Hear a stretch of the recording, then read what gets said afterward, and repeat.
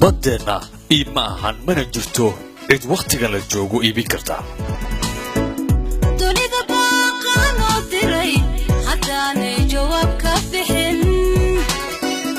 إلا وحديك لي يو بابا يو علا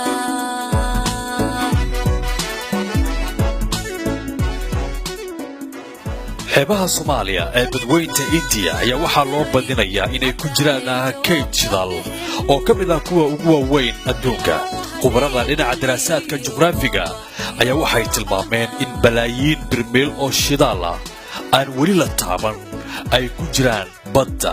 iyo bariga Soomaaliya. Taasina ayaa waxay keentay damaca Kenya ay ku doonayso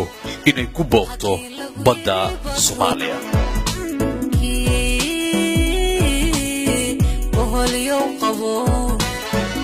هدي لغو يري بدرول بدن باهلكا كجرا بيها عنيا اسكالي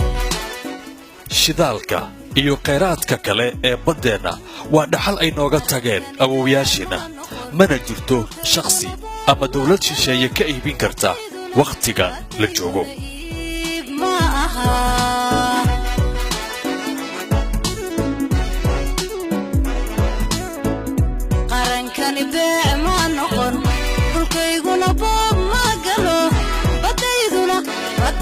badda annaga ayaa leh mana laha heeg ma lahan jimciyadda qurmaha ka dhaxaysa waana dhaxal soo jireena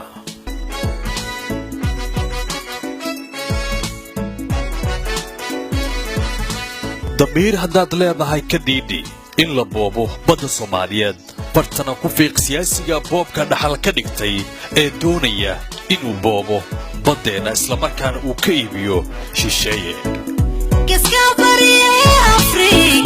بلايو نكي كورا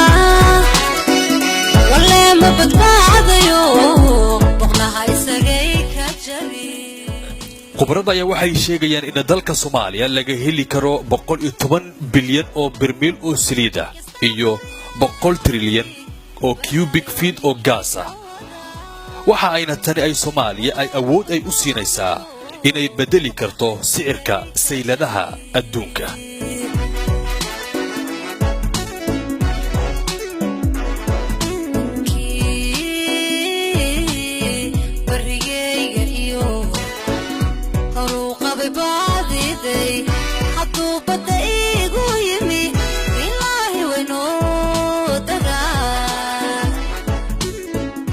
badda Soomaaliya iimaahan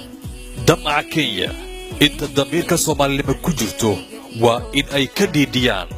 in badda Soomaaliya la boobo xilligan la joogo